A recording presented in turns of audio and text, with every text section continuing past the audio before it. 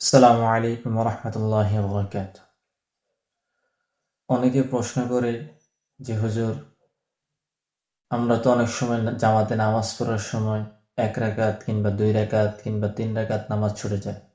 অনেক সময় দেখা যায় মাগরিবের নামাজে জামাতে শরীক হতে গেলে 1 রাকাত কিংবা 2 রাকাত ছুটে যায়। তখন আমরা কি করব? কিভাবে নামাজটা পড়ব? কিভাবে নামাজটা পড়লে সঠিক হবে? তো তাদের জন্যই আজকে বলা যে যাদের নামাজ 4 রাকাত বিশিষ্ট নামাজ যদি 1 রাকাত কিংবা 2 রাকাত ছুটে যায় কিংবা 3 রাকাত ছুটে যায়, তাহলে নামাজটা কিভাবে আদায় করব? তো আমরা যদি আমাদের 4 রাকাত বিশিষ্ট নামাজে 1 রাকাত ছুটে যায়, তাহলে আমরা ইমাম সাহেব সালাম ফেরানোর পর দ্বিতীয় সালামের পর আমরা দাঁড়িয়ে যাব। আল্লাহু আকবার বলে দাঁড়াবো। দাঁড়িয়ে সানা পড়ব। সানা পড়ার পর আউযুবিল্লাহ বিসমিল্লাহর সাথে সূরা ফাতিহা পড়ে আমিন বলে বিসমিল্লাহ বলে আবার অন্য একটা সূরা মিলিয়ে রুকু সিজদা করে শেষ বৈঠকে নামাজ শেষ করে নিব। এখন যদি 2 রাকাত ছুটে যায়, তাহলে আমরা 2 রাকাত, প্রথম রাকাত তো পড়লাম, যেভাবে পড়তে হয় পড়বো। দ্বিতীয় রাকাত আমরা প্রথম রাকাতের পর আর বসবো না। আল্লাহু আকবার বলে দাঁড়িয়ে যাব, বিসমিল্লাহ বলবো, সূরা ফাতিহা পড়বো। সূরা ফাতিহা পড়ার পর আমিন বলে বিসমিল্লাহ বলে আবার অন্য একটা সূরা মিলিয়ে দ্বিতীয় রাকাত শেষ করব। করলে আমাদের দ্বিতীয় রাকাত শেষ হয়ে গেলে তারপর আমরা রুকু সিজদা করে নামাজ শেষ করে দেব। রুকু সিজদা করে শেষ বৈঠক করব, নামাজ শেষ করে দেব। তো এখন দেখা গেল অনেকের 3 রাকাত, 4 রাকাত বিশিষ্ট নামাজের 3 রাকাত ছুটে গেছে। ওই ব্যক্তিটা কি করবে?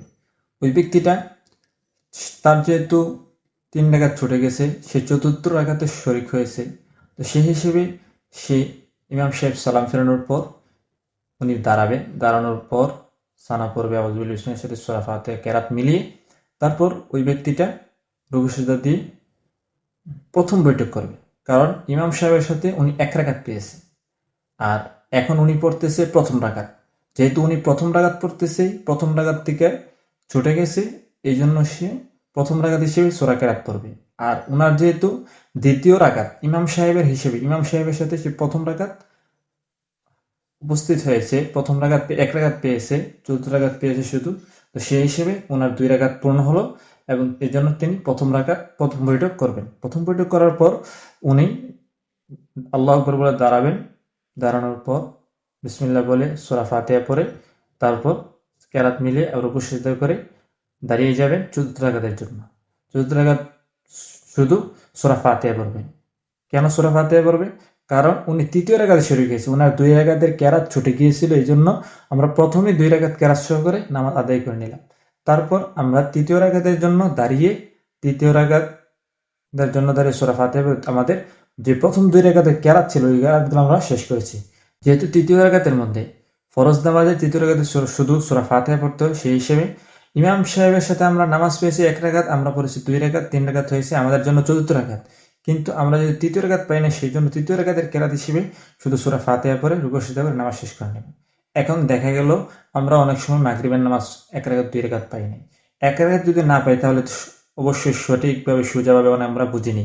আর যদি আমরা 2 রাকাত পাই না, তাহলে আমরা 1 রাকাত পড়ার পর, অর্থাৎ সানা পরে আউযুবিল্লাহ বিসমিল্লাহ পরে সূরা ফাতিহা পরে কেরাত পরে তারপর আমরা কি করে নিব? প্রথম বৈঠক করব। কারণ আমরা ইমাম সাহেবের সাথে 1 রাকাত পেয়েছি এবং আমরা 1 রাকাত পড়ার কারণে আমাদের জন্য 2 রাকাত হয়েছে।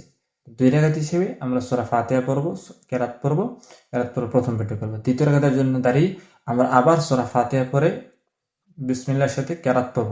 কারণ আমরা প্রথম 2 রাকাতের 2 রাকাতই কেরাত পাই না। আর আমরা তৃতীয় রাকাতে যেটা ইমাম সাহেবের সাথে শরিক হয়েছি, ওটা হচ্ছে আমরা শুধু সূরা ফাতিহা দিয়ে। কারণ তৃতীয় রাকাতে যেহেতু সূরা ফাতিহা, দ্বিতীয় 2 রাকাতের পর সূরা ফাতিহা, এই কারণে শুধু সূরা ফাতিহা হয়েছে। আমাদের জন্য 2 রাকাতের যে কেরাতটা ছিল, ওই আমরা পাই নাই। এই কারণে আমরা 2 রাকাত কেরাত সহকারে করবো। সেই হিসেবে দ্বিতীয় বৈঠকের পর আমরা আবার দাঁড়িয়ে সূরা ফাতিহা পরে সাথে সূরা মিলিয়ে তারপর আমরা তৃতীয় রাকাত শেষ করে নিব। এইভাবে আমরা মাগরিবের নামাজ ছুটে গেলে নামাজ এইভাবে পড়ে নিব। আর তারপরে যদি কারো কোনো প্রশ্ন থাকে, তাহলে আপনারা কমেন্ট বক্সে জানিয়ে দিতে পারেন কি প্রশ্ন। ইনশাআল্লাহ পরবর্তীতে আমরা আপনাদের প্রশ্ন উত্তর দেওয়ার চেষ্টা করব। আল্লাহ তাআলা আপনাদেরকে সকলকে সুস্থ রাখুক। সেই সময় পর্যন্ত আমাকে আল্লাহ তাআলা সুস্থ রাখুক।